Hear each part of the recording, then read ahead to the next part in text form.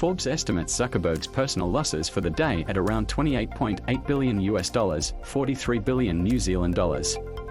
Big US tech companies have come under mounting pressure in 2022 as investors expect policy tightening at the US Federal Reserve to erode the industry's rich valuations following years of ultra-low interest rates. The tech-dominated Nasdaq fell more than 8% in January, its worst monthly drop since the end of 2019. The downgrade in the earnings outlook by Meta and other companies took markets by surprise, said Kenneth Broux, a strategist at Societe Generale in London. The tech sell-off spilled over to broader equity markets this morning, and with the Fed preparing to raise interest rates, we could see more volatility going forward, he said.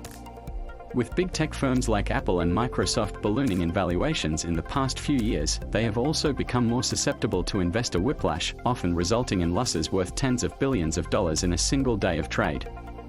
Apple shed nearly $180 billion US on September 3, 2020, while Microsoft lost $177 billion US on March 16 in the same year. However, Meta's massive sell-off is set to eclipse those if losses hold.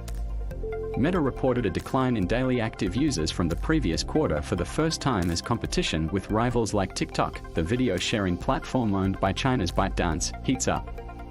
Meta said about 3% of worldwide monthly active users in the fourth quarter consisted solely of violating accounts, while duplicate accounts may have represented about 11% of usage.